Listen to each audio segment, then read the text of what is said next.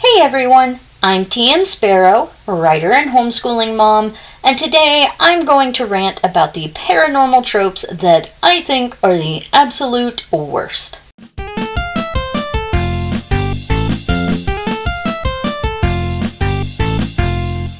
Last month, I brought the positivity with my favorite paranormal tropes, but today I'm bringing the salt. There are many things to love about urban fantasy and paranormal fiction, but there are equally as many terrible things as well. So let's just dive right into some ranting with the 10 paranormal tropes that I think are just the worst.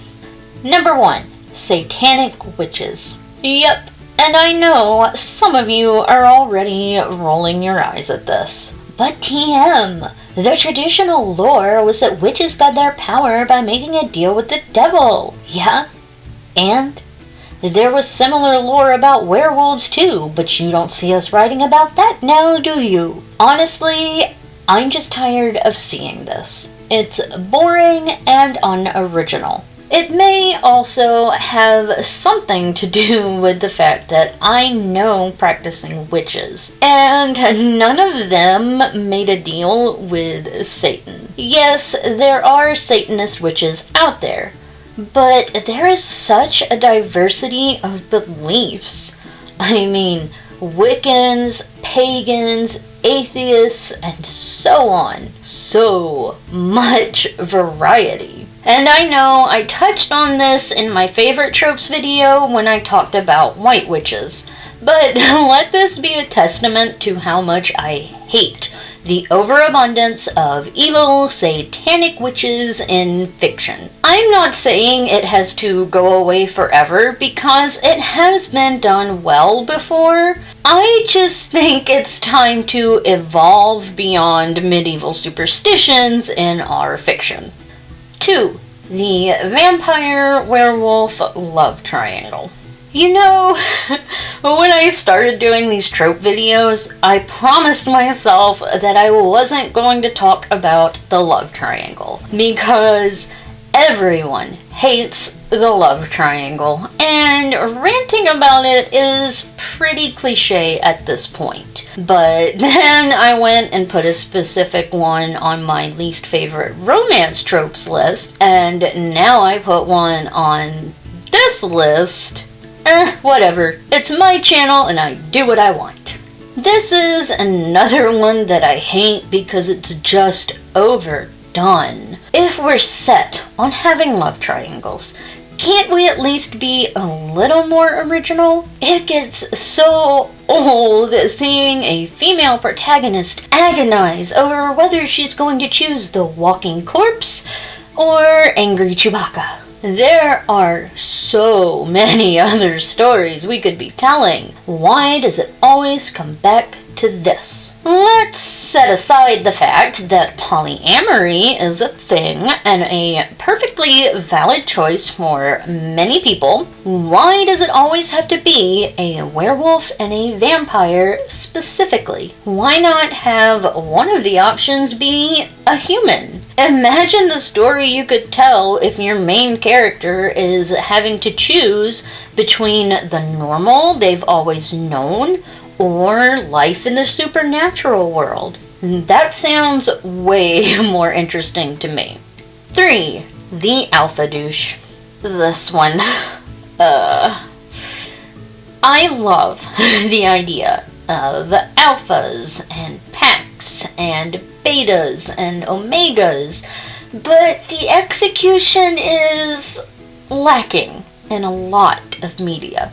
Why does the alpha always have to be a domineering, controlling jerk? Like, did anyone, even once, at any point in time, bother to actually research real wolf pack dynamics before they started writing this crap? Okay, pack dynamics aside, alphas are leaders, yes, but that does not equal overprotective dirtbag. Being a protector doesn't mean you have to be controlling. Also, why are all the alphas men? Where are the female alphas? The non-binary alphas? Come on, people! What I love to see in my werewolves is a combination of real wolfpack dynamics and traits merged with human traits. So, give me male alphas who are caring and gentle in their leadership roles. Give me female alphas who lead their packs with ferocity and pride. Just give me something, anything, other than the abusive jerk alphas who aren't even likable. Number 4. Jealous Fae Boyfriend. And continuing on the abusive theme, we have the jealous Territorial Fae Boyriend. Like, folklore-wise, the Fae can be pretty terrible.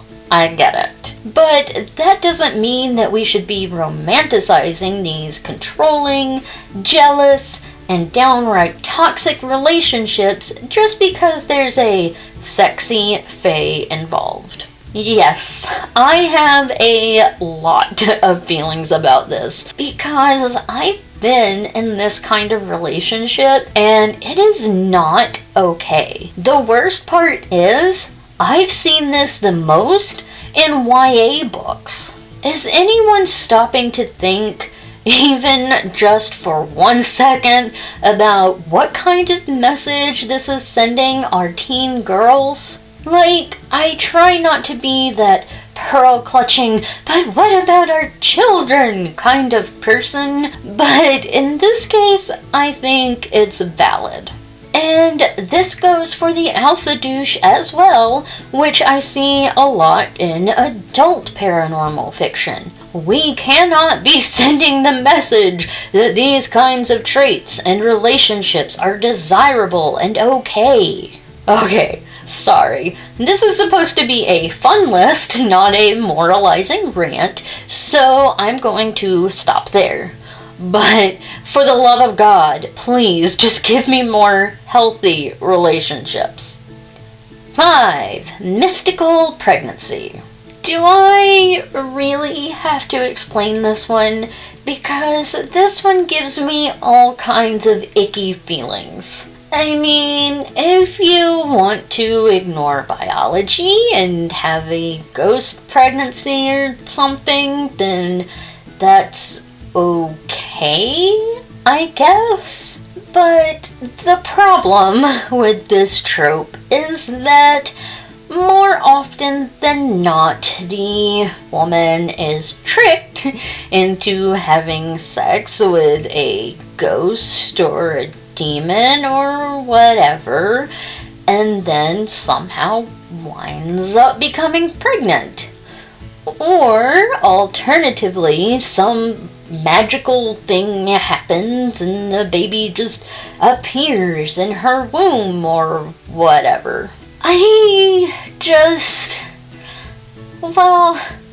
I don't want to go on another moralizing rant here, so let me just say that I do not understand why people think this is okay, and I will just leave it at that.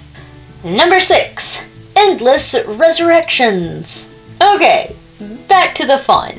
I think we all know who the worst offenders are with this trope. I am so tired of meaningless character deaths. If you're going to kill a character, make it mean something. You cheapen the emotional impact if you kill off a character just to bring them back again.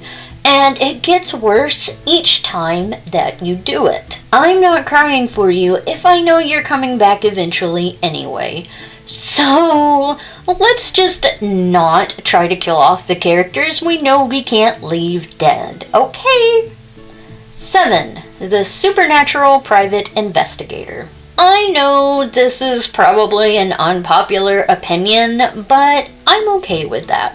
It just seems like every other urban fantasy series out there these days is about some kind of supernatural private eye or mercenary who gets to investigate all the cases that the normal police can't handle. I can't be the only one who doesn't enjoy this, right?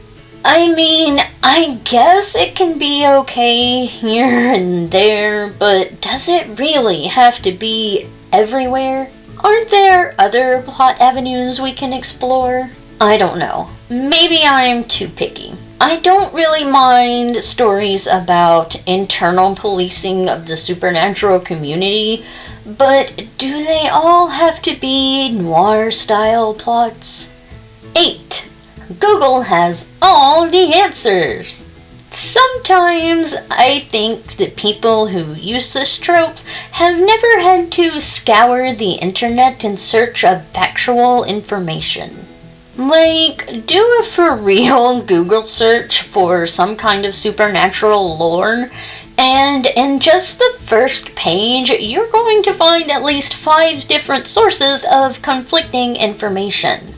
A 5-minute Google search is not going to give your protagonist irrefutable proof that her neighbor is a vampire. It also isn't going to give you the surefire key to defeating your enemy. It's okay to let your character struggle to find the answer. Let them apply the scientific method to their problems. Like, hey, let's try this method to kill the monster, and if that doesn't work, well, decapitation will kill most things. Let's just hope it's not a Hydra. 9. Unlimited magic. I love magic. It's fun to read about and explore, but I firmly believe that magic has to have a cost. It is not a limitless resource. Maybe spells require varying amounts of energy. Maybe you need specific spell components. Something, anything to keep magic users from being overpowered and uninteresting. People who can just magic away their problems all willy-nilly bore me. There's nothing exciting there. But when a character has to put real thought and consideration into what magic spells they use and when, that I love. 10. It's the apocalypse! Again. Yet another overused trope. Does it always have to be the end of the world? Isn't there any other kind of conflict we can use? Maybe it's just the safety and well-being of one particular group that's at risk. I'm even down for a bad guy that wants to rule the world or subjugate humanity or something. There are so many potential stories out there. Why does it always come down to an apocalypse? And let's be honest. If your characters are preventing world-ending disasters again and again and again, it kind of starts to get old eventually. Okay, so that's all I have for you today. You can let me know what paranormal tropes you hate in the comments down below. Or, as always, you can find me on Facebook, Twitter, Instagram, and Tumblr. And if you want to see more, then don't forget to subscribe. I post new videos on Wednesdays. See you next time.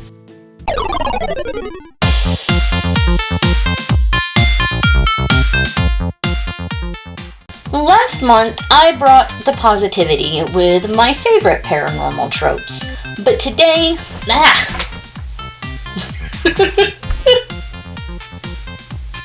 Okay. But TM,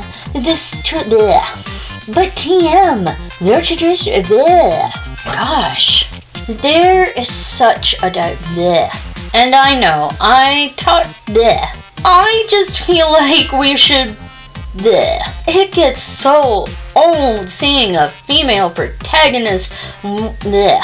Imagine bleh. Number 3. No. Like, did anyone even once bother to research actual pack dynamic? Can anyone tell me? No. Bleh. But that doesn't mean that we should be romanticizing these controlling. I forgot the rest of the list. Ugh. I think we all know who the worst offenders for this trope are. Winchesters. I'm not crying for you if I know you're coming back eventually anyway, Dean Winchester. Maybe it requires varying amount of energy. Maybe it requires varying amount of energy. Anything to keep magic Okay, that's all I have for you to know. That was terrible. Okay.